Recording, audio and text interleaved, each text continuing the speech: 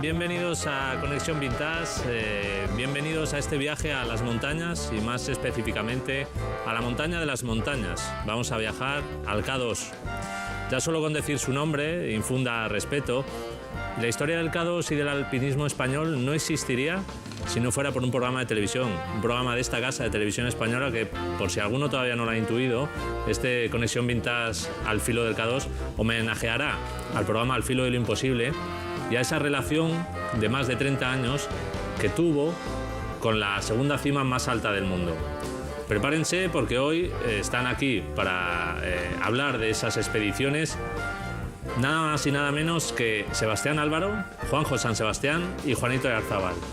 Sebas Álvaro, ¿qué tal? Bienvenido a la que fue, es y será siempre tu casa. Eso espero. Muchas gracias. Es un placer y además es un honor en el mejor sentido.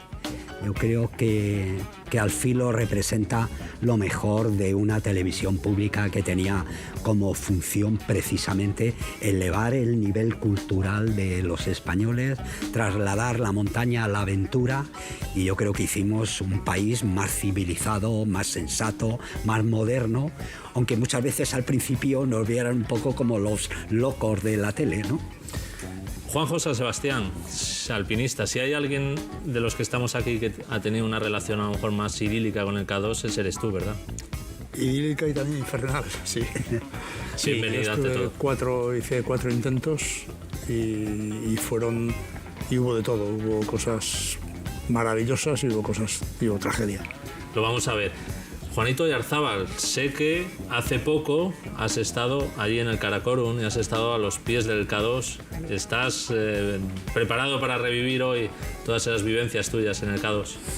Bueno, no te creas, fueron momentos duros. Y efectivamente ahora hemos estado guiando un trekking al campo base del K2 y bueno, pues siempre a uno le vienen los recuerdos pasados, ¿no? Del año 84 y del año 2004, las 2 ascensiones que yo realicé a esta montaña, y espero que pasemos grandes momentos. Bueno, pues vamos a viajar al K2, vamos a viajar a 1983. Decir antes que todas las imágenes que vamos a ver es un homenaje al programa Al filo de lo imposible, a las 4 expediciones que hizo Al filo de lo imposible, pero todas las imágenes que vamos a ver son extraídas de 3 programas de Al filo de lo imposible, son 3 dobles episodios de Al filo de lo imposible, que a través de este código que vais a ver aquí en pantalla los vamos a poder subir a nuestra página web y se puede llegar a ellos a través de RTV Play.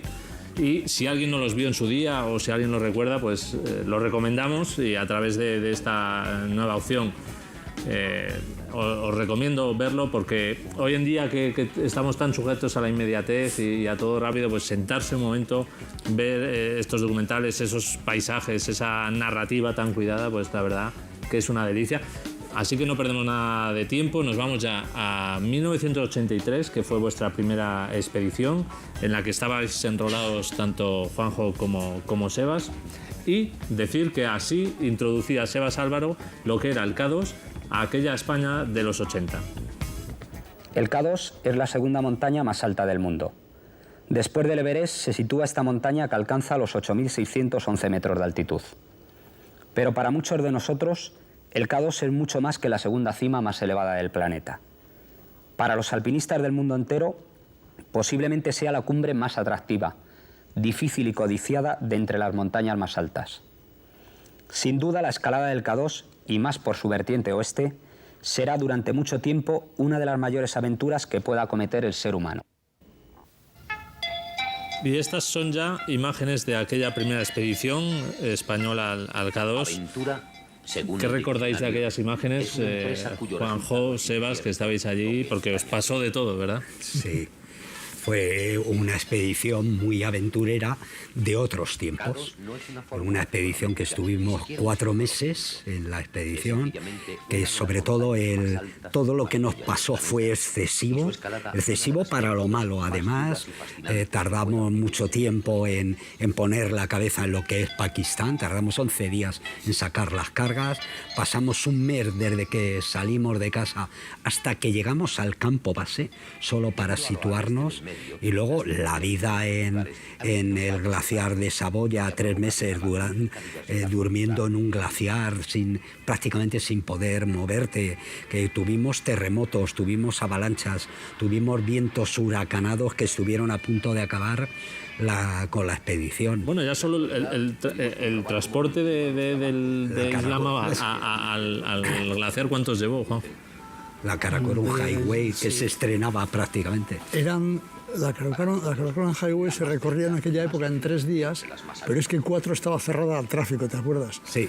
De la semana, 3 días estaba abierta.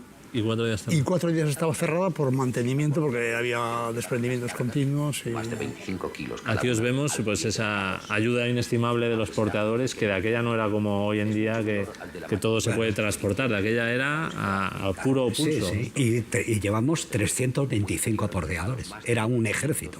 Era sí, más 8 toneladas, ¿no? He leído que lleváis equipaje. Sí. Sí, pero llevábamos, digamos que hubo patrocinadores generosos que llevábamos coñac, que llevábamos cervezas al campo base, que eso en Pakistán, bueno, hoy sería imposible. Y fabada, ¿no? asturiana. Y fabada, bueno.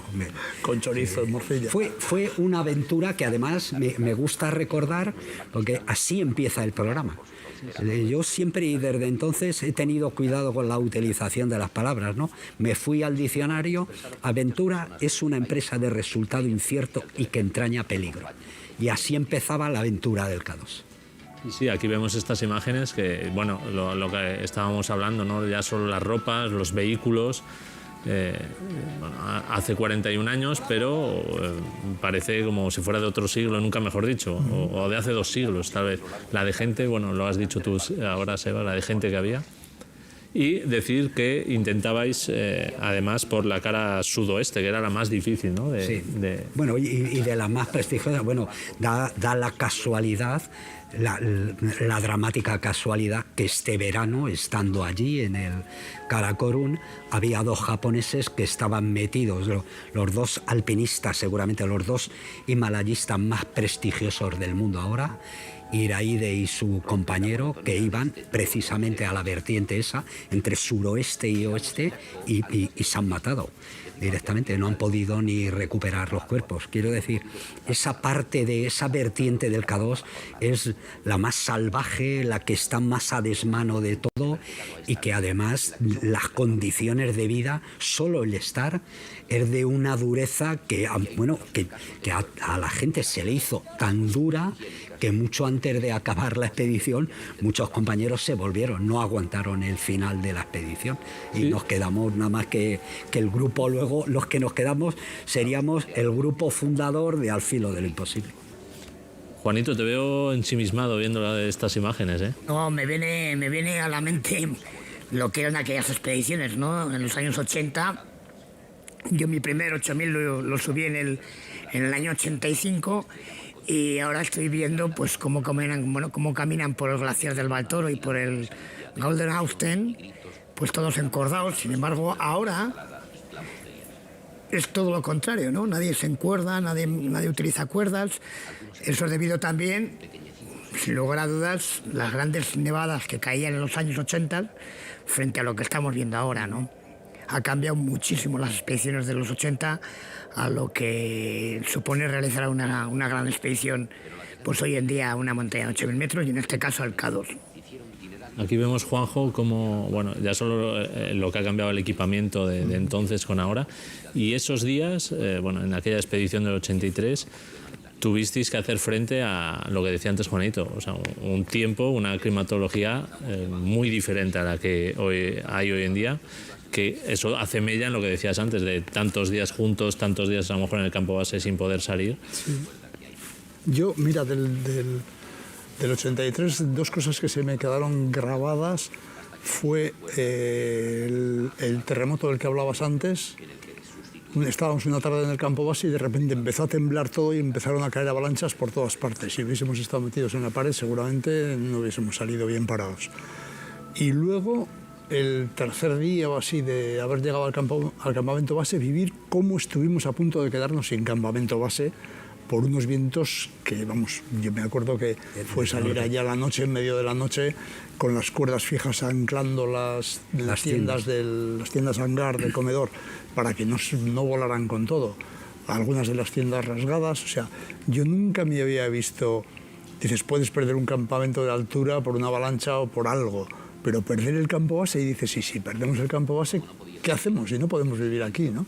O sea, tener esa sensación de lo frágiles que eres ante la fuerza de una montaña así, ¿no? Eso no lo he vivido en ninguna otra expedición como en aquella.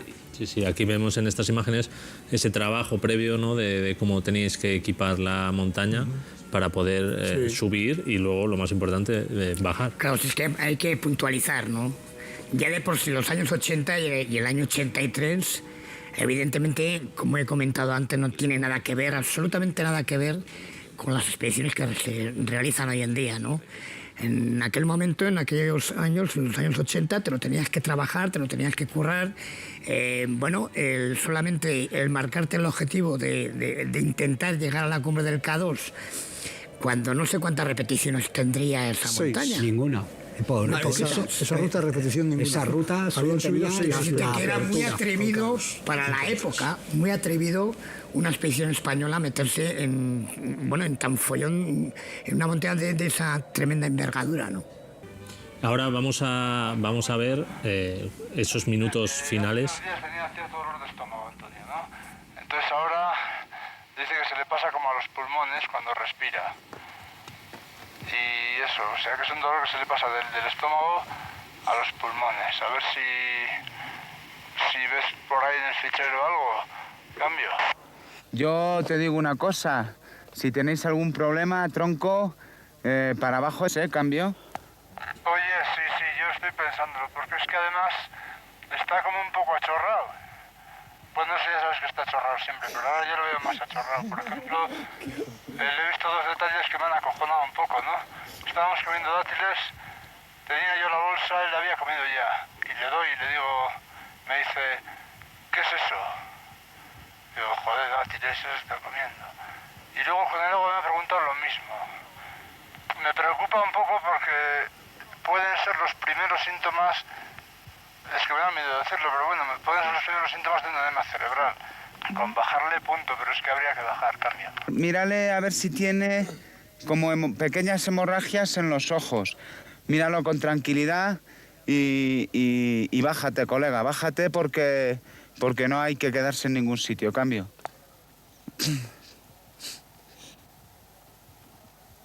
¿Me has copiado, cambio? Sí. Oye, sí tiene ciertas reostes en los ojos, sí. Cambio. Pues esos son los primeros síntomas de edema, así que bájalo ya mismo. Bueno, pues hemos visto cómo os volvisteis de aquella expedición, y aunque no hubiera ese éxito de la cumbre, pero Sebas, sí que de audiencias fue un gran éxito aquí en Televisión Española. He estado leyendo que el doble capítulo de Al filo de lo imposible fue visto por más de 14 millones de telespectadores. Hoy en día, que hay una lucha en el prime time por a ver quién llega a los 2 millones, pues de aquella 14 millones, es cierto que había solo 2 canales, ¿no? Pero que había que estar allí más de 7 millones cada capítulo. Tuvo un impacto extraordinario. Para mí, yo me quedo con que en esos programas ya está todo lo que es Al filo. Desde las imágenes espectaculares, pero sobre todo el texto, el ritmo, las músicas, la aventura romántica que hay detrás de todo ello, el tratar la montaña no bajo un punto de vista deportivo, sino bajo un punto de vista emocional, con el ojo puesto en las personas. Lo que nos interesaban era lo que las personas sentían y lo que eran capaces de llevar a cabo en esos 3 meses. Luego eso lo fuimos afinando, yo creo, ¿no? Hay que decir que el programa no lo pudimos vender porque no teníamos dinero para músicas originales, pero sin embargo utilicé todas las músicas que teníamos que podíamos dejar y eso también es un sello de Al filo luego para siempre. Al filo es una forma de narrar. Sí, y Juanjo, no llegarías a la cima, pero te dejó muy buen sabor de boca porque ya pedisteis rápidamente el permiso y en el año 1987 ya estabais otra vez intentando de nuevo. Ciertamente, el pero K2. no quita para que yo cuando me volví aquel año de Pakistán decía que nunca más, por nada del mundo, volvería a Pakistán. No, y yo volvería al también. K2 ni nada. Nunca más. Pero- Estas ya son imágenes de vuestra expedición en el 87. Aquí ya vemos como ya es diferente ese periodo del porteo, ya mucho más ligero, ¿no? Lleváis mucho menos equipaje. Sí. Menos porteadores. Cruzamos este río, que era, este puente, que era de los pocos que quedaban en el Karakorum. Luego ya los han quitado de lianas antiguos. Como ese puente lo cruzó el duque de los Abruzos en 1909. Y es diferente en el sentido, es una expedición ya mucho más ligera, que va a durar mucho menos tiempo, con mucha menos gente, pero un equipo mucho más coordinado, mucho más homogéneo y además amigos que quieren... Aquí vemos las diferentes rutas de esta Del K2. montaña. Habíamos hablado que en el 83 intentasteis esta ruta sudoeste del 83. Y aquí ahora vamos a ver en estas infografías que hicisteis en el programa en su día la ruta por la que vais a intentarlo en 1987. La ruta Chechen, ¿no? Cesen, sí. Volvimos varias veces al Karakorum a escalar otras montañas e incluso a volar desde alguna de ellas. Aprendimos que la luna parecía regirse. ¿Qué recuerdas, Juanjo, de esta segunda intentona? Pues fue una maravilla que solo no terminó en la cumbre porque se nos metió mal tiempo, ya pasadas todas las dificultades, pasado el cuello de botella y la travesía del Serac, que ya te dejan en las pendientes cimeras. Ahí nos atrapó lo que solíamos llamar la boina del K2, porque era como una boina que se le ponía al K2 y todo lo que estaba por debajo de esa boina, yo miraba al Broad Peak, a los Gasserbrunn, se podía escalar y todo lo que estaba por encima de esa boina pues era muy complicado de escalar. Yo recuerdo que nos dimos la vuelta en un sitio con la nieve al pecho. Imposible moverse, Y ¿no? no podíamos prácticamente subir, teniendo en cuenta además que estás envuelto en el mal tiempo, ¿no? Y decidimos bajarnos, creo que fue bastante razonable, pero mira, estábamos escalando prácticamente en estilo alpino. Pusimos un campamento a 7.000 metros y de ahí salimos, no sin cuerdas, fijas, salimos sin cuerdas hasta el campo base, Sí. hasta el campo 4. Encima del cuello de Aquí botella hasta que llega un dependiente. vamos a ver Y era literalmente imposible. eso que nos comentaba Juanjo ahora. La bajada. Juanjo no quería dar la vuelta en ningún momento y creo que yo hice bastante presión allí. Influí bastante en la decisión de volver. Yo lo que saqué en claro de esa expedición es que podía subir a la cumbre del K2, o por lo menos en ese momento podía haber subido perfectamente. Bueno, pues ya el equipo de Alfilo ha intentado 2 veces el asalto a la cima del K2. Tú, Juanjo, volverías luego en el año 89, Sí. pero hasta el año 1994, Sebas, que además se cumplían 40 años de la primera expedición, algo que en ese romanticismo que dices del programa seguro que influiría mucho, es cuando organizáis la gran expedición al K2, en la que vamos a centrar esta primera parte del programa y ya vamos a verla, la expedición de 1994. Estas son ya las imágenes del 94. Decir que esta expedición la componen Juan San Sebastián, Acho Pellani, José Carlos Tamayo, Sebas de la Cruz, Iñaki Ochoa de Olza, Ramón Portilla, Juanjo Ruiz y Sebas Álvaro. Juanjo, yo he leído en un libro que luego recomendaremos que cuando Sebas te llamó para hacer no dudaste ni un segundo en decir que te apuntabas, pero que no tenías el entusiasmo de otras veces, Sí. que ya fue la primera que dijiste, ¿y si me toca a mí? Sí, ahí me pasaron, o sea, hay un periodo en la vida en que somos muy valientes pero tiene poco mérito porque es el periodo en el que te crees inmortal, ¿no? Y entonces yo ya había pasado ese periodo. Me pasaban 2 cosas. Por un lado me estaba desenamorando de las montañas así tan altas por experiencias que habíamos tenido en las últimas expediciones y así. Y luego también me pasaba que ibas teniendo experiencias de tragedias en las montañas y te vas dando cuenta de que no eres inmortal. Lo que decía Sebas, que murieron un montón de amigos y Y entonces dices, hasta entonces piensas que cualquier desgracia le puede pasar al que va contigo, pero no a ti. Y en aquella expedición yo iba convencido de que también me podía pasar a mí, fue la primera. Y siempre me gusta recalcar una cosa cuando hablo de aquella expedición. Aquella expedición fue a la única de las que he estado en el K2 que elegí ir, porque fue el único momento en el que pude haber dicho que no quería ir. Porque cuando tú tienes 28 años te están dando una oportunidad, no estás ante una elección, tú no puedes decir que no. Pero ya con 39 sí podía decir que no. Y dije que sí. Dije que sí porque creía que, aunque no me entusiasmaba lo que me había entusiasmado en años atrás, era mi proyecto, eran mis amigos, era una página que yo tenía que cerrar y que no podía dejar sin cerrar. Y luego creo que nos da mucho miedo, a mí por lo menos siempre me ha dado mucho miedo arrepentirme de lo que no he intentado nunca, que arrepentirme de haber tomado una mala decisión. Prefiero arrepentirme de eso que arrepentirme de no haber intentado. Y de lo que no se ha hecho antes que de lo que se ha hecho. Siempre. Vemos ya, perdona Sebas, la diferencia, ¿no? digamos, de la logística. Aquí ya disponéis de camellos, ya no es tanto con porteadores locales, ya seguro que los tiempos ya es la configuración del terreno también. ¿Los habéis acortado ese tiempo de llegada? Es que la norte del K2, que por cierto sigue cerrada y prácticamente no se hace nunca. Esto fue una carambola. Nosotros habíamos pagado el permiso de la montaña esta 3 o 4 años antes a las autoridades tibetanas y se perdió el dinero. Un número que no está bien puesto entre ellos y tal, y de repente en el año 94 que estábamos desahuciados prácticamente en nuestra casa en Televisión Española, de repente me llaman del Tíbet, oye, que tenéis el permiso del K2.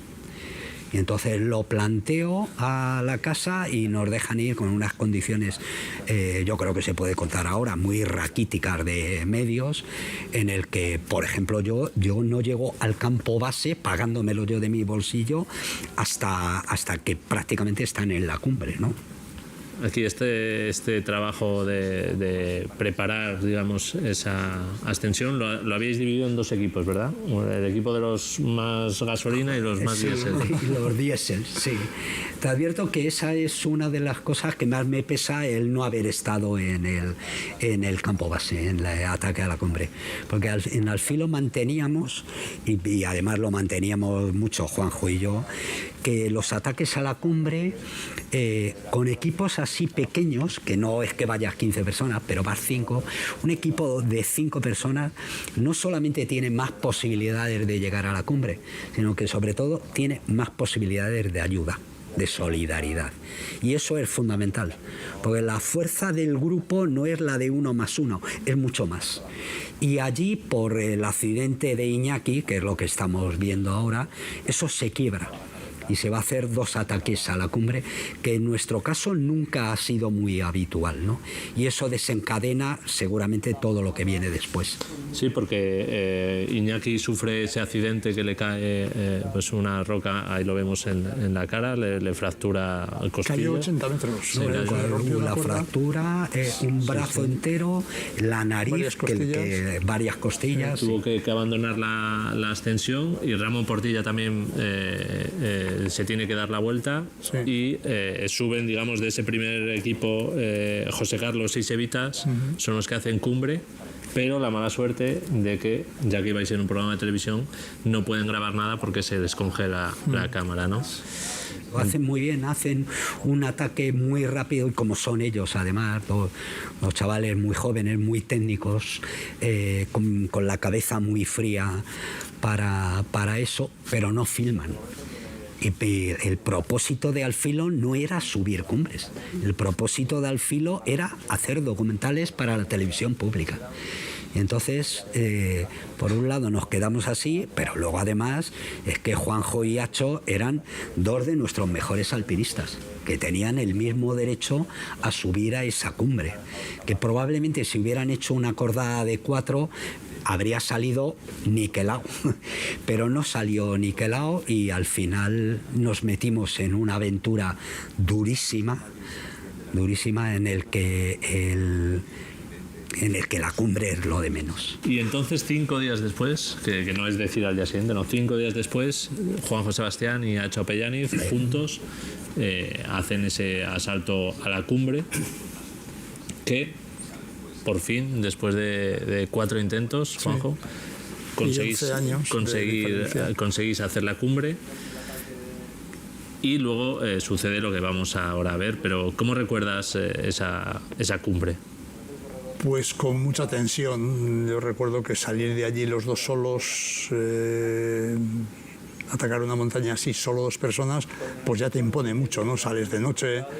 Luego nosotros no éramos tan fuertes como Sevitas y como José Carlos, íbamos más despacio, pero es que además íbamos filmando, porque era lo que queríamos hacer también, ¿no? Y yo sabía que cada metro rodado allí pues era tiempo perdido, pero dije, mira, me recuerdo una conversación con Ramón. En esta ruta, las pocas veces que se ha hecho, antes que nosotros, ha bivaqueado más de uno de bajada, más de una cordada, de cordadas muy potentes. Y decíamos, mira, si te toca un bivac de bajada, pues te toca un bivac de bajada, ¿no? Yo creo que en ese sentido ha cambiado un poco la mentalidad de entonces a ahora. Entonces, y sobre todo alpinistas que no van con clientes, que no son guías, que van a hacer su ascensión, pues tú tomas tus decisiones. Y yo tomé la decisión de que iba a filmar aquello, aunque a la bajada me costara un bivac, ¿no? Efectivamente, llegamos a la cumbre al atardecer y lo que pensábamos que eran unas nieblas, no teníamos partes meteorológicos tampoco, pues era una tormenta en toda regla. Y así empezó pues una de las, la cosa más dura, la experiencia más dura que yo he vivido en montaña y a la vez la más hermosa, porque yo creo que todos nos portamos muy bien, estuvimos muy a la altura de lo que allí ocurrió, ¿no? Es decir, yo me quedé con Nacho y Sevitas 5 días después de haber subido a la cumbre con Ramón Portilla, subieron sin pensárselo a ayudarnos a una hora muy tardía. Estuvieron a punto de morir en una avalancha de piedras que había en la primera parte y consiguieron ayudarnos. Es decir, Nacho no murió solo, abandonado por ahí. Nacho murió junto a nosotros en la tienda. Creo que fue una de las cosas de las que más orgulloso me siento, infinitamente más, por supuesto, que de la cumbre del K2. No abandonar a un amigo, ¿no? Aquí vemos lo que decía Juanjo, la caída que sufre y dónde se queda. Todo lo filmado no valió para nada porque perdí ahí todos los carretes de película. Sí, conviene decir que íbamos con cámaras de cine, que en el caso, por ejemplo, del Everest, luego llevamos una cámara de más de 25 kilos a 8.000 metros con carretes de cine de 11 minutos, ¿no? Aquí vemos como donde se queda Juanjo y donde estaba Acho. Claro, estamos al lado de la cumbre y ahora lo vamos a escuchar todo. Olvídate de los dedos, olvídate de los pies y ponte a caminar. Olvídate de las manos y de los pies, Acho. Olvídate, empieza a andar. Métete una cosa en la cabeza, Nati, y llegar al campo 4, nada más.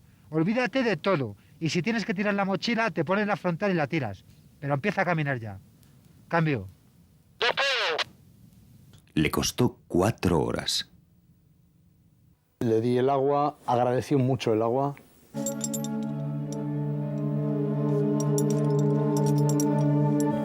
No pensamos en este momento en nuestra seguridad, ¿no? Si piensas un poco, pero fue un momento de mucha tensión. Yo en concreto pasé muchísimo miedo. No teníamos más opción que seguir para arriba, ¿eh?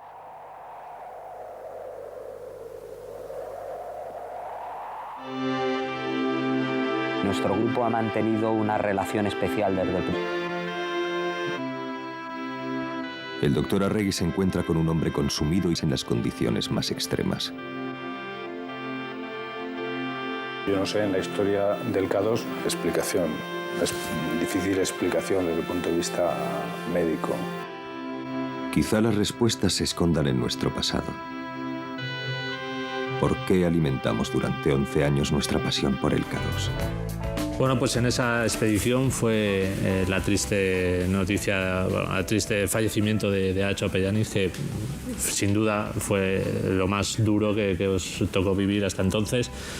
Y así lo explicaban, lo explicasteis vosotros, los protagonistas, ya cuando regresasteis a España, lo sucedido y lo que recordabais de aquellos días. Pues ya una vez que sales de todo aquel fregado, de todo aquel infierno, llegas al campo base y empiezas a notar su falta y las veces que le vas a echar en falta después, ahí sí que fue a ese nivel lo más duro. Acho era increíble. Uno de los compañeros más fuertes, ya había estado en 3 expediciones con él, uno de los compañeros más fuertes que he tenido nunca. Su constitución física era increíble para escalar montañas, nunca tenía dolores de cabeza, pero sobre todo Acho era la alegría, la ilusión. Era siempre una sonrisa. De esa gente que se preocupa porque estés a gusto y renuncia a muchas cosas suyas para dártelas. Un gran compañero, de los grandes compañeros que he tenido en las montañas. Le recordaré a él, a su sencillez, su sentido del humor, su solidaridad. Por ejemplo, siempre me acordaré cuando me sacó de la grieta del año 90. Cuando me esperaba en el año 90, yo bajaba el último y me esperaba y me esperó muchas veces y me caía en la grieta y echándole muchísimo ingenio, muchísima paciencia me sacó de aquella grieta. A priori yo creo que no hay nada que merezca la pena de la vida de nadie, y mucho menos la vida de un amigo.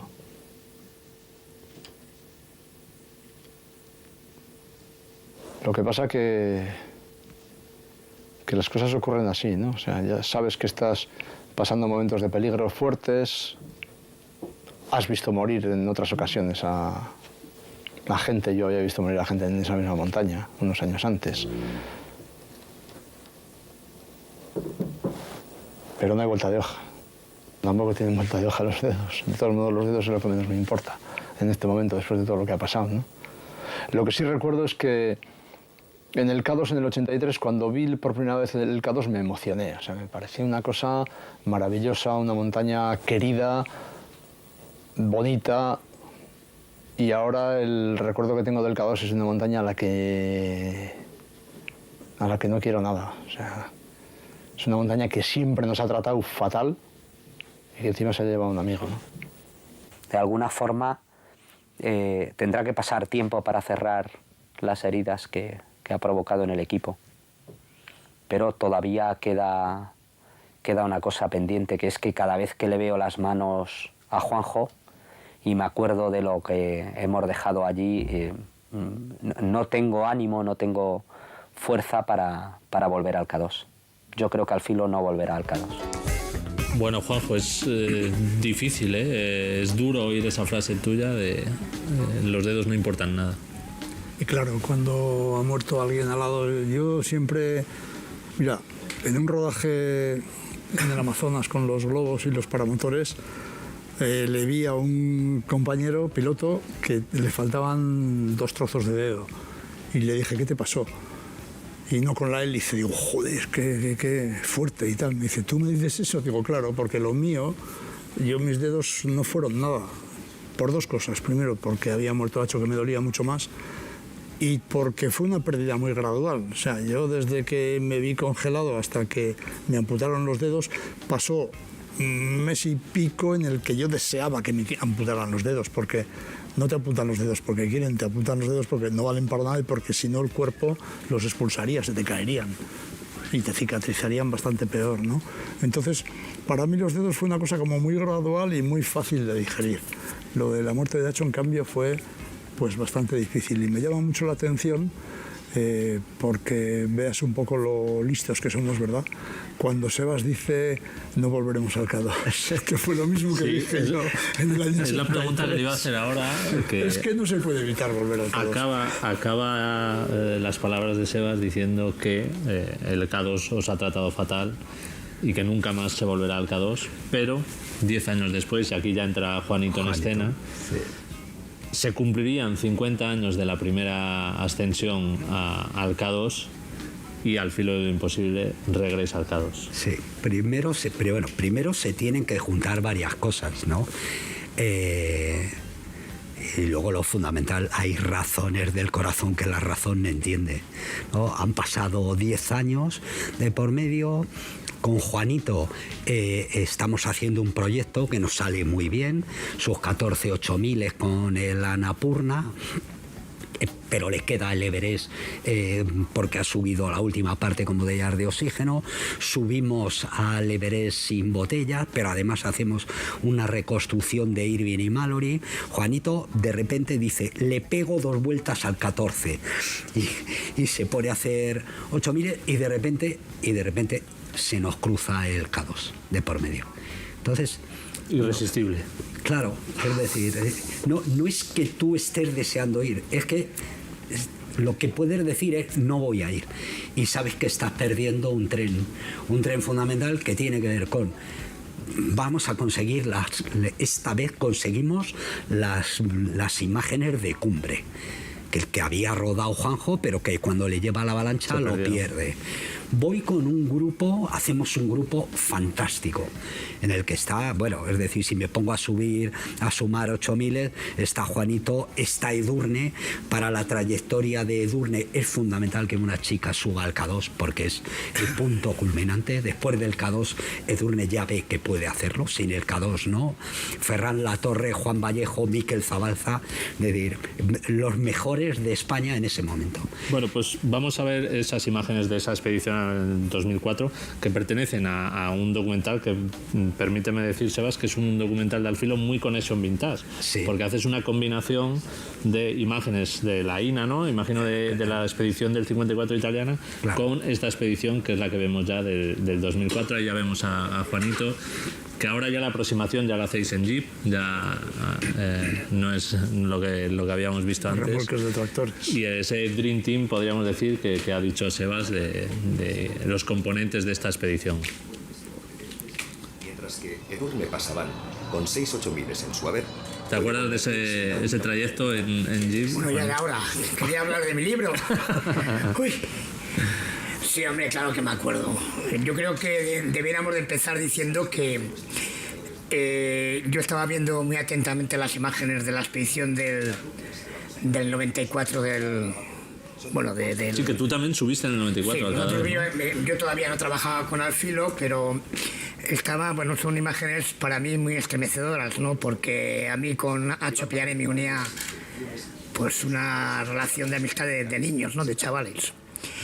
Y nosotros íbamos por Pakistán, ellos iban, el programa de Al Filo iban por el norte, por Tíbet, por China.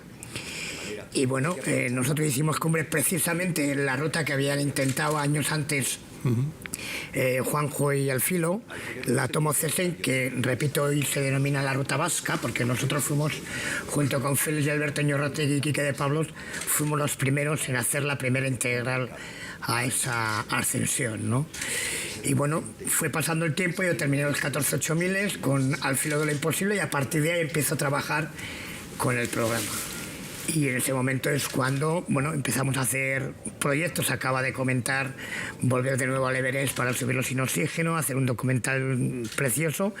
Y bueno, fue pasando el tiempo y tuvimos la oportunidad de volver de nuevo al K2, en este caso por la Ruta de los Abruchos, bueno, conmemorando ese 50 aniversario, ese 50, ese 30 y ese 20 de los 50 años de la primera ascensión italiana por parte de la Agnelli y Compagnoli a la cumbre del K2.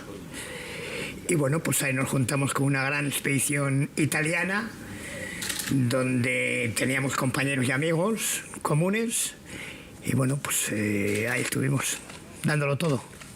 Aquí vemos lo que decíamos, Juanito, cómo había que trabajarse cada campo de altura a través de... Sí, ahí no hay serpas, para hacer pico y pala. Ahí había que currárselo. Y bien, sí. Además. Aquí vemos cómo estaba extendiendo la tienda, que la climatología podía haceros que se perdiera. Suerte. Sí, y además como ya hay más gente en la ruta, que en el año 83, si tú bajabas y tenías un periodo de 5 días de nevada, al día siguiente abres huella tú. pero aquí ya en el K2, que había, me parece que 12 expediciones este año, había más gente. Entonces, para abrir ruta al campo base avanzado, al campo 1, al campo 2, pues hay más gente, con lo cual tú mandas a 3 personas que no tienen que abrir huella, y cuando llegan al campo 2 ya están preparados para ellos colocar cuerdas del 2 al 3 y tal. Quiero decir, aquí las imágenes son ya estupendas, extraordinarias, claro, pero ya no cuesta lo mismo. Y aquí lo que nos plantea es cuando tenemos mal tiempo en la última parte, y del campo 3 para arriba es cuando se va a decidir la cumbre de esta montaña. Aquí vamos a escuchar a Juanito. Para colocar la otra tienda, los serpas de Caricoble parece que ya han enclavado el campamento 3, han buscado el campamento 3. Mañana la previsión de tiempo parece buena, así que todo fenomenal, el cambio. Tiempo, ¿qué tal el viento? Desde aquí, por ahí arriba se ve algo cubierto, cambio. Nada, está cubierto, pero no hace prácticamente nada de viento y todo muy bien. En el campo 1 hemos quitado una tienda, hemos subido la tienda que hemos quitado del campo 1 aquí al campo 2. Casco, está cojonudo para esto, Es gracioso esos momentos de humor que podéis tener, sobre todo cuando, luego lo vamos a ver cuando también llegaba helado de frío a la tienda y le dice Juanito, quítate, no te acerques. Luego lo vamos a ver y aquí ya, a diferencia de las otras expediciones, aquí lo que dice Seba, la calidad de las imágenes y la riqueza de esas imágenes ya nos dicen eso es lo que quería comentar, la dificultad de una extensión de este tipo. Cómo avanza el tiempo de las imágenes que teníamos. Sí, pero a mí me gustan más las otras, porque es cine puro y duro. Lo que estás viendo es una película documental, y entonces el ritmo, además de los programas, lo marca también la tecnología, ¿no? Y entonces todavía ver hoy, que eso que decías al principio, vean ustedes los capítulos de Al Filo del año 83, del año 94, y ya verá cómo se sorprenden todavía lo emocionantes que son, que lleva un ritmo determinado en el que no solamente ves, sino que te obliga a reflexionar, te obliga a ponerte en la piel de esa gente que lo está pasando tan mal, ¿no? La climatología, a diferencia de otros años, no fue tan hostil, ¿no? Más o menos nos dejaba trabajar, y bueno, sí, hubo un periodo ahí que se enquistó el mal tiempo, y como nadie estaba en el campo base dispuesto a trabajar, excepto nosotros, yo vi que hubo un momento de que nos quedamos sin cumbre. Y entonces recuerdo que tuvimos una discusión a cara de perro, Juanito y yo, y para ponernos de acuerdo en cómo lo hacemos, ¿no? Y una vez que tomamos esa decisión y dijimos para arriba, fuimos para arriba y fuimos imparables. Y detrás de nosotros se apuntó al carro todo el mundo. Ahora hay que decir también, a diferencia, Juanjo, con las expediciones más antiguas, lo que mejoró las predicciones de tiempo. Del tiempo. Eso es fundamental también. Ese es el mayor avance. El mayor avance por encima del material, los pioles, la ropa que llevamos, que es mucho mejor, más competente, más ligera, pesa menos, pero lo que decide los últimos tiempos en el Himalaya es que tú tienes un teléfono satélite. Ahora mismo yo, que lo tengo en casa, llamo a mi chica y le digo, oye, ¿qué tiempo va a hacer los próximos 2 días? Y te lo clavan. Claro, te clavan el tiempo, y eso entonces... Eso es fundamental. Claro. Muchas pocas, dice el amigo Zabalza. Hemos tenido unos momentos duros, duros. Ese era Juanito diciendo cómo estaba la situación en altura, hablando de lo que hablábamos antes de la meteorología. Bueno, la cámara congelada. Estamos superando la chimenea House, que es, digamos, uno de los puntos claves también, junto con el del cuello botella, para superar, llegar al campo 3. Ahí nos pidió mal tiempo y bueno, lo pasamos un poquito mal. Aquí vemos, lo que decíamos antes, se ve y se comprueba la dificultad vemos la pendiente, la dificultad de una extensión de este tipo a esta montaña, que si le llaman la montaña salvaje es por lo difícil que es ascenderla. Esto ya sería el campo 4. este es el día clave. Aquí te la juegas. Y aquí, sin embargo, como dice Juanito... Perdona, Juanjo decía que ese día, la noche en el campo 4, que sí. Ahí es más sufrimiento. Ya de pensar lo que viene. Sí. Y no duermes, además, no descansas. Has llegado cansado y te metes a dar una cabezada y tal, pero sabes que al día siguiente te espera un día larguísimo, ¿no? Un día clave. Y la previsión que teníamos era mejor de lo que luego salió, que salió peor. Claro, el día de cumbre recuerdo hablar contigo a las 10 de la noche y yo te comentaba, te decía que no había viento, que se estaba muy bien, que las condiciones eran muy buenas. Bueno, pues era todo lo contrario, ¿no? Había viento, las condiciones eran de nieve muy profunda, la nieve no había transformado, nos hundíamos hasta la cintura, luego seguramente veremos alguna imagen.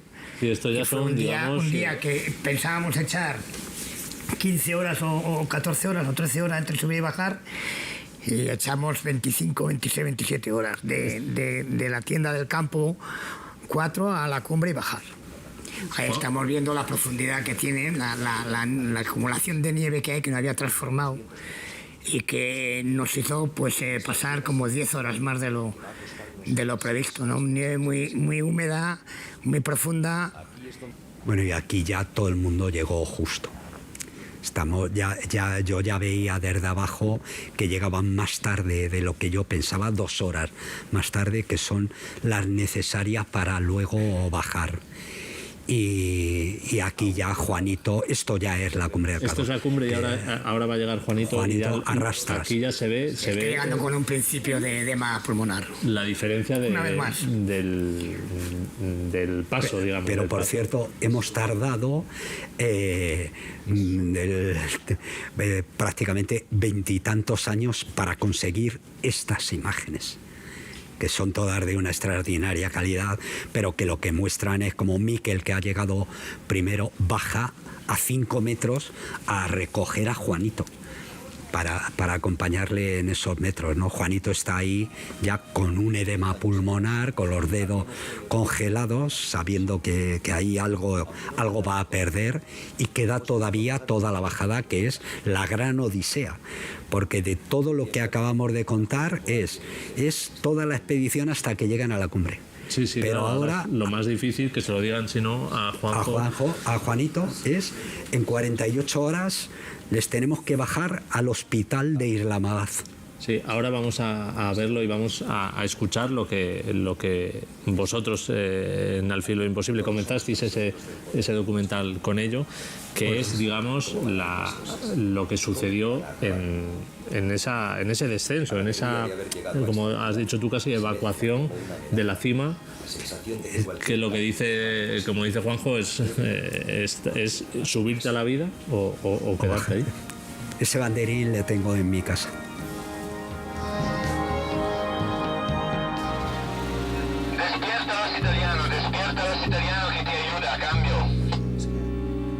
Serafino, ¿qué es lo que está ocurriendo? ¿Cambio? El problema para nosotros es que probablemente Juanito no ha llegado a la carpa ahora. Y yo pregunté a Ferran de levantar a los italianos. Juanito no ha llegado. Juanito no ha llegado.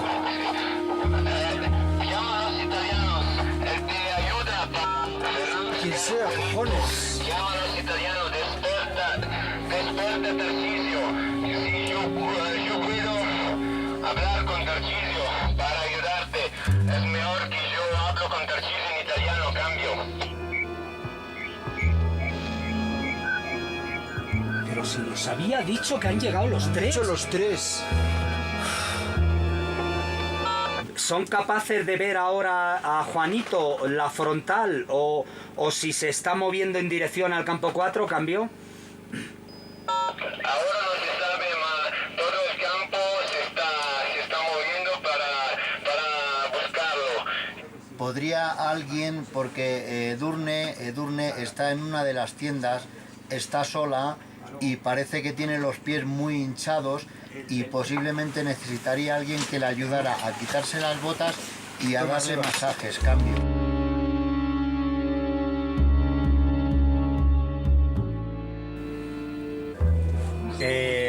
Juan Vallejo, vamos a ver, resúmeme, Juan, ¿qué coño ha pasado? Cambio. Bueno, pues el resumen ha sido porque Juanito y Edurne pues lo han pasado mal en la cumbre. Y bueno, pues yo me he quedado con ellos y luego al final parece que Edurne lo pasó un poquito peor y a Juanito pues venía solo, pero venía bien, venía tranquilo, venía a 3 metros. Y a 80 metros de la tienda, a 80 metros, pues es la última vistazo que he tenido de él. Parece ser que se ha pasado el cruce del campo base, o del campo 4 cambios. Vamos a ver, Ferran se encuentra contigo, cambio.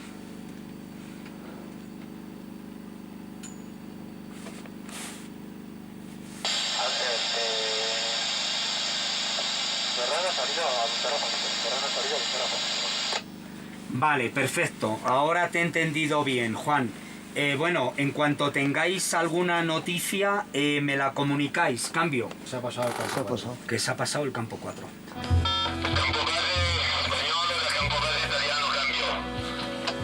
Ya son los retributos. Pierangelo ha encontrado a Juanito, cambio.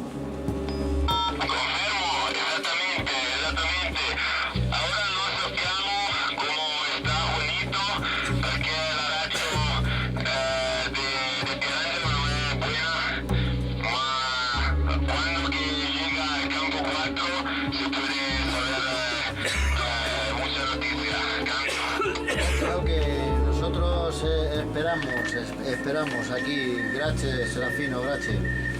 Perfecto. Están ya en el campo 4. ¿Es así, cambio? Confirmo, cambio. Vale, perfecto. Que le hidraten, que es lo más importante, que le hidraten, que beba, que le metan dentro el saco. Llegamos a dormir y a descansar, tenemos un horario accesa, cambio. Y estamos tutti contenti. Molte gracias por tutti, Serafino. Buenas noches. Bueno, no hace falta conectar el... Suerte a todos los hombres en la montaña, cambio.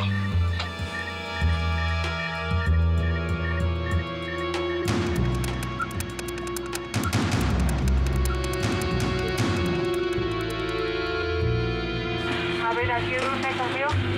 Vamos a ver, Edurne, soy Sebas. ¿Cómo te encuentras, cambio? Bueno, estoy cansada, pero bueno, puedo proseguir al campo 2, cambio. Muy bien, perfecto.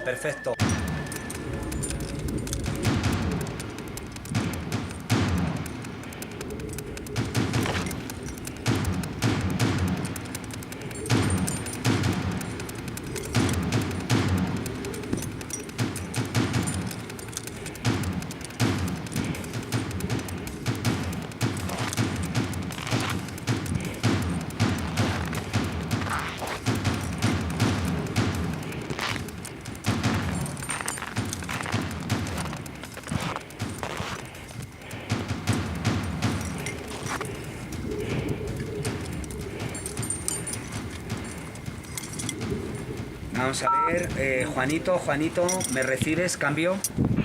Dime, Sebastián. Oye, colega, no me jodas, ponte la botella de oxígeno como te dicen. Tío, que nos estamos jugando el volver a casa todos. Cambio. Vale, me la pongo en el 3. Ya te voy a enseñar mis congelaciones, Vamos a ver, Juanito, tus congelaciones ahora me importan 3 cojones. Me importas tú. Y lo mismo estás con un edema cerebral, tío. Ponte la botella de oxígeno que todo va a mejorar. Y del resto me encargo yo. Yo me encargo de sacarte de a ti. Pero tú te encargas de bajar al campo base.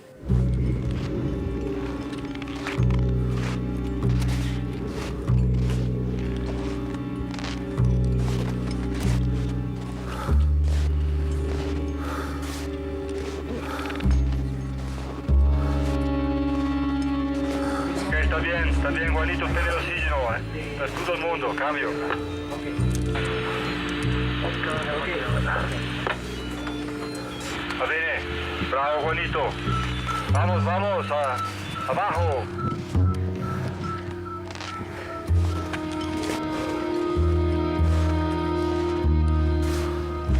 Y venga para abajo al campo base, que incluso yo ya tengo el helicóptero.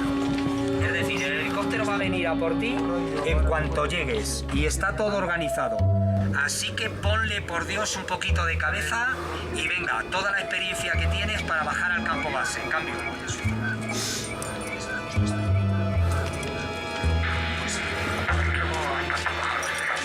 Venga, Juanito, venga, échale fuerzas y vamos a bajar al campo base. Venga, compañero, te necesitamos aquí.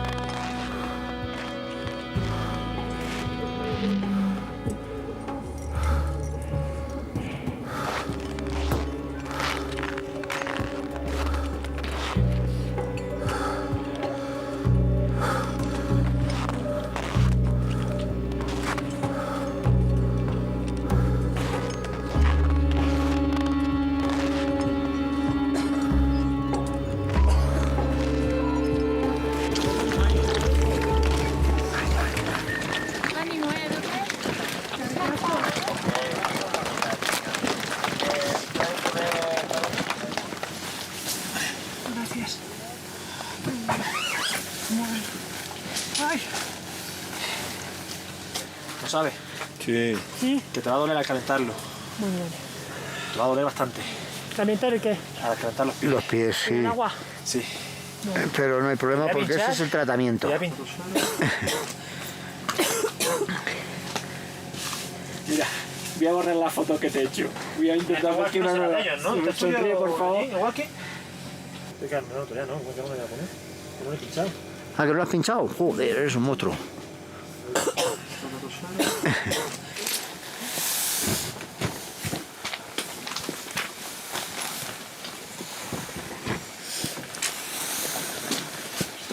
Pero tengo un servicio de habitaciones. Al hospital vienes. Un servicio de habitaciones muy bueno, Juanito. Enhorabuena. Muy bueno. ¿Eh? Vamos. Venga. Venga, a tumbarte. 3 pasitos más. Ya está. Muy bien. No, muy bien. Venga, ¿Te notas quitar el ahora saco. mismo?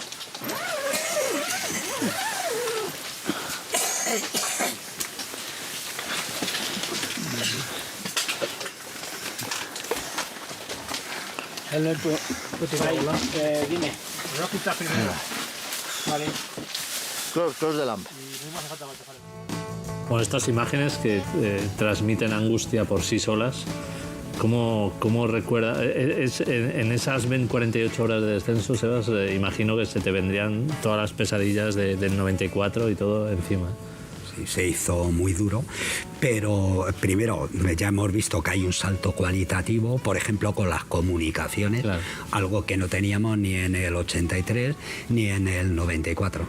Es decir, yo conseguí enhebrar algo tan difícil. Bueno, primero decir lo mucho que nos ayudó la casa en el año 2004, que teníamos un seguro que dependía, que nos cubría el rescate y que yo podía disponer hasta una cantidad, hablando con ellos, para movilizarlo. Eso fue fundamental para enhebrar un helicóptero desde el campo base a Escardú. Que ya cuesta generalmente, incluso ahora, pero luego logré alquilar un helicóptero Puma para de Escardú a Islamabad, al hospital directamente, y al mismo tiempo estaba en contacto con la compañía de seguros en Madrid para que mandara un médico especialista en congelaciones y traslados para que nada más llegar Juanito y Edurne, el que los atendiera en el hospital de Islamabad fuera él, y eso fue vital, vamos. Y esos momentos ahí, pues sin dormir, colgados, digamos, del walkie, esperando noticias de qué se ha pasado en el campo 4, etcétera. Ahí se vivió un momento duro. Pero una vez que pasó eso y que ya me dijeron, Juanito está en el campo 4, yo en momentos así tengo la cabeza muy fría. Me funciona muy bien. Lo que hice fue centrarme en tienen que bajar. Hace poco escribió Edurne una cosa muy bonita que decía, Juanito y yo bajamos del K2 porque nos obligaron. Estuvimos obligándoles. Juanito me rogaba, por favor, que no me quiero levantar. Hay que levantar a Juanito, que se ponga en marcha. Hay que ponerles en marcha, porque una vez que llegaba al campo base, más o menos ya toda la logística estaba organizada. Juanito fue, bueno, lo hemos visto, fue angustiosa, fue dura, fue, bueno, todos los adjetivos que podamos poner, pero no tuvimos que lamentar una tragedia como en el 94 de la que hemos hablado antes, y estoy convencido que tu vida ha sido un punto de inflexión, ese descenso, ¿no? Desde hasta ese día y desde ese día. ¿Sabes qué ocurre? Que tanto Juanjo, igual un poquito menos, ¿no?, como yo, estamos muy abonados a muchas situaciones como la que acabamos de ver, ¿no? Recuerdo la bajada del Everest sin oxígeno, también otra situación muy comprometida. Bueno, ha habido muchas de estas, ¿no? Y de alguna forma, pues ya estás acostumbrado, ¿no? Y luego, evidentemente, tienes que pensar muy bien las cosas y tienes que saber dónde te estás metiendo, y tienes que saber, de alguna manera, dosificar la situación. Y es verdad que, bueno, que a mí me echaron un cable para bajar, primero para buscarme, porque se me habían congelado inicialmente las córneas, me pasé el campo 4, bueno, hice un agujero, me senté, se movilizó todo el campo 4 pues para buscarme. Al final me encontraron, sobre todo Ferran Latorre, y bueno, hay que tener ese espíritu de darlo absolutamente todo, ¿no? Porque tenemos compañeros que han fallecido, desgraciadamente, pues por situaciones muy parecidas a esta, ¿no? Que al final te dejas, te hundes, te paras y estás pensando en que alguien va a ir a buscarte, y esto no es así, ¿no? Hay que sacar energías y fuerzas pues de donde no las hay, ¿no? Y sobre todo hay que tener muchísimas ganas de bajar y sobre todo de vivir, ¿no? Y es verdad lo que ha dicho Sebas, ¿no?, con respecto a la frase que escribió Edurne. Es verdad que bajamos de allá también, en cierta manera, pues por todos los ánimos, ¿no? Por cierto, no me puse la botella de oxígeno, por cierto. Yo no quería contarlo. Si no, luego no te vale. Digo, estas cosas en montaña funcionan así, ¿no? No. Entonces, si usas oxígeno, ya no vale. Y bueno, pues fueron momentos, ya veis en el campo base, momentos muy tensos, ¿no? Tanto en el campo base como primero en la ascensión, que yo llegué con un principio de edema pulmonar. Pasamos muchas horas de exposición, muchas horas con nieve muy fresca, y eso hizo que nos congeláramos, ¿no? Edurne menos, pero yo, consecuencia de esta ascensión, perdí los 10 dedos de los pies. Y bueno, y siempre tengo una anécdota, ¿no? Que cuando nos juntamos Juanjo y yo, pues mira, entre los dos hacemos uno entero. Estas son cosas de la vida. Para uñas no gastáis. Claro, para uñas no. Y hacemos uno entero entre los dos. Ay, si fuerais chica, la capa las uñas tampoco. Hay que decir que, como hemos dicho antes, este verano, 20 años después de estas imágenes, has tenido la oportunidad de visitar de nuevo los pies del K2, allí al Karakorum. Y vamos a ver en esta entrevista que le ha hecho precisamente Sebas Álvaro, cómo fue ese reencuentro de Sebas Álvaro con la montaña salvaje. ¿Qué se siente? Bueno, estamos celebrando los 20 y los 30 años de las dos ascensiones que yo realicé al K2. El K2, que como veis es un montañón, es algo estéticamente hablando único. Y pues ahora me encuentro muy feliz, muy contento aquí en Concordia, pues precisamente viendo como ayer a la noche pues se veían las frontales de alpinistas que ahora mismo están intentando hacer la cumbre del K2, ¿no? Bueno, todo esto ha cambiado sin lugar a dudas a peor, ¿no?, en mi opinión, porque se ha comercializado de tal manera que estamos viendo o casi viendo las mismas situaciones que podemos contemplar con el Everest, con el Manaslu. ¿Qué ha ocurrido? Que las agencias comerciales nepalesas, fundamentalmente, se trasladan de allí, de Nepal, aquí a Pakistán, se traen como 100 sherpas, equipan toda la ruta de arriba abajo y se ha convertido en una montaña pues totalmente vulnerable, una montaña que ya no tiene, bueno, para mi punto de vista, el sentimiento que yo podía tener hace 20 años. Muchas sensaciones encontradas, ¿no? Tú ayer no te diste cuenta, pero a mí ayer se me saltaron unas lágrimas. Cuando me abracé a ti, cuando llegamos aquí a Concordia, no sé si ese es el sentimiento este que tienes, ¿no? De reencontrarte de alguna manera una vez más en el K2.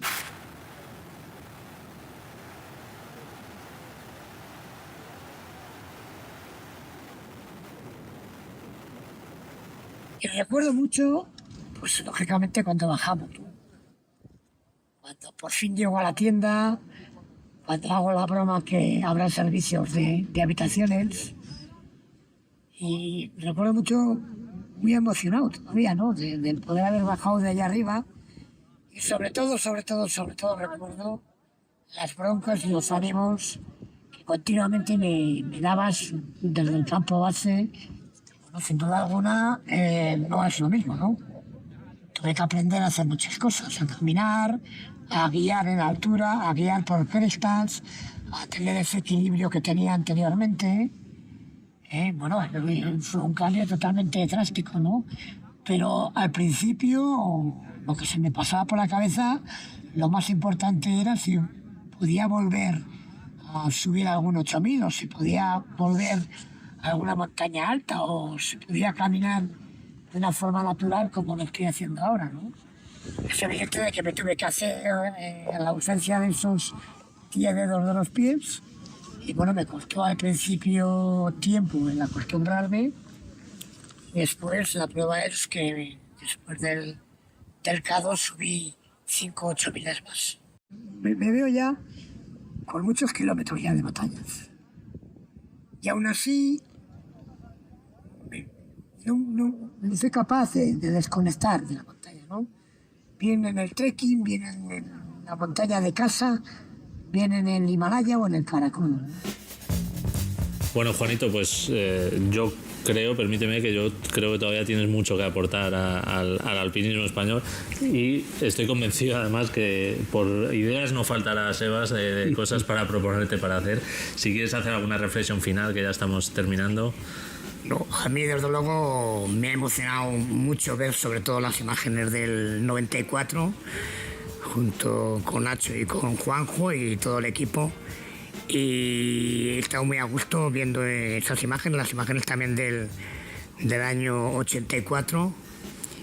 Por cierto, en el año 87 ahí coincidimos, que es cuando yo fui por primera vez al Karakorum, coincidimos con la expedición que realizaron ellos en la Tomo Cesen, que luego nosotros la completamos. Y poco más, la verdad es que me ha encantado el reportaje, el montaje del documental, y he estado muy a gusto y muy feliz. Bueno, Juanjo, mira, antes de despedirnos quisiera, no es porque lo hayas escrito tú, que también, ¿no? Pero quisiera recomendar este libro, escrito por nuestro invitado, por Juanjo Sebastián, que se llama Cita con la Cumbre, una historia de amistad y de tragedia en el K2. Lo recomiendo porque yo me lo he devorado estos días para preparar, bueno, estos días, ya semanas para preparar este programa. No solo es un libro sobre la expedición al K2, sino también, pues digamos que desde tu vida, ¿no? Desde tu niñez hasta aquel agosto del 94. Y déjame para... tal vez la frase que más me ha impactado a mí este libro, quería preguntarte ya para que termines ya con ello.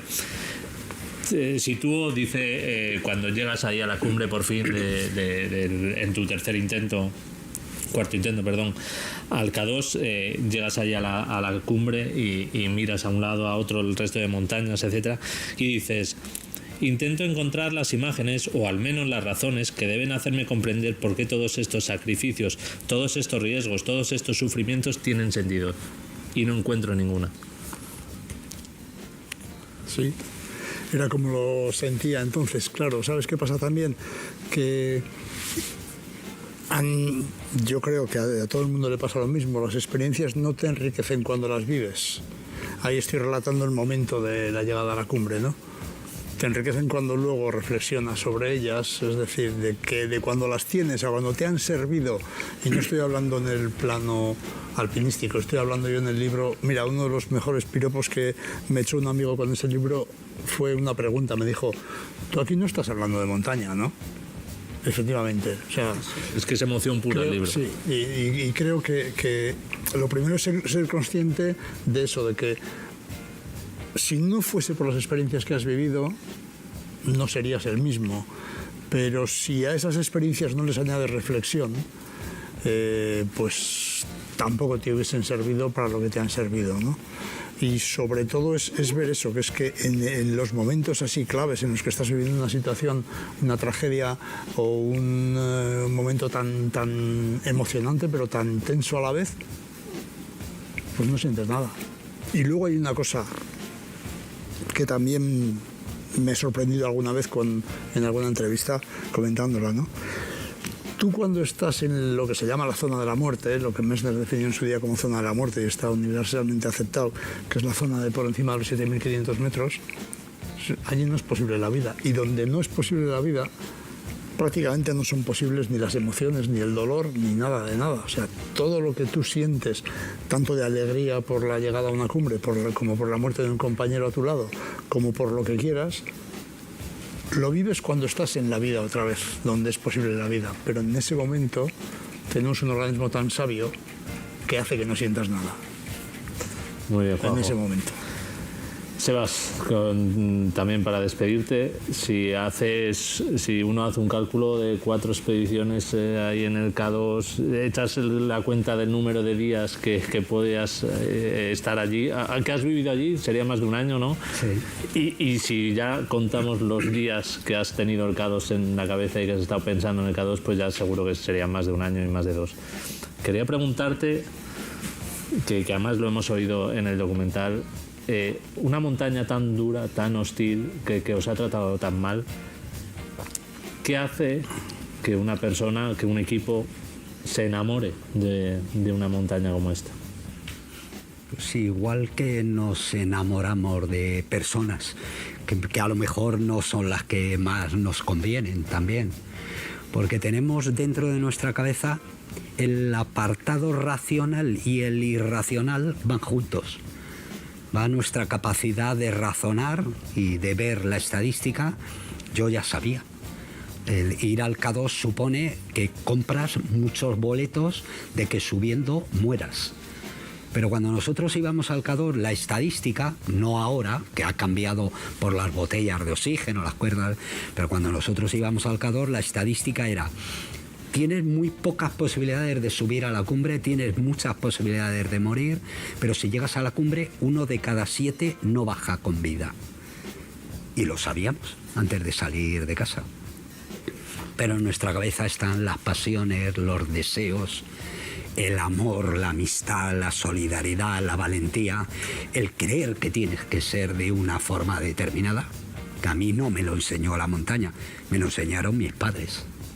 Yo soy honesto porque no porque éticamente tenga una ética del comportamiento que me dice que si hay una cartera tirada se la tengo que dar al dueño.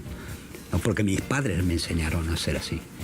Entonces, enfrentarte a una cosa que tiene que ver con algo tan profundo como es la búsqueda de ti mismo, de tus límites, del mundo en el que vives. Y además todo eso compartirlo, que son gente que me emociono, coño, como ellos. Son mis amigos, comparto con ellos la vida. Y por encima de eso no hay nada más grande que pueda hacer en la vida. Y luego además hicimos un programa de televisión cojonudo, de la televisión pública, para la gente de nuestro país, que nos pagaba. No nos pagaba mucho, valga la redundancia, pero de la que me siento orgulloso. Me siento orgulloso de lo que hicimos, de la tele que hicimos, y de que hoy en día, cuando nosotros empezamos, nos llamaban locos. Hoy en día escalar montañas está bien visto y además me llaman para dar conferencias de empresa. Así que hemos cambiado en 40 años la mentalidad de un país que venía de una dictadura, de una mentalidad muy antigua, y ahora amamos la naturaleza, estamos librando una batalla por conservar la naturaleza que tenemos en nuestro país, por comportarnos de una forma más civilizada, incorporar el paisaje y todos los valores de la montaña a nuestra vida. Que a veces se dice, y con esto termino, que la montaña es una metáfora de la vida. Pero hoy hemos podido ver aquí que la montaña es la vida misma, la nuestra. Muy bien, pues con esas palabras de Sebas ya poco más puedo añadir. Yo simplemente despedir, emplazaros al próximo con eso invitar, dar las gracias a Juanito, a Juanjo y a Sebas por haber venido y por haber hecho un poco lo que decía Sebas, esa España en la que yo nací y de la que os admiramos mucho. Hasta luego, hasta la siguiente.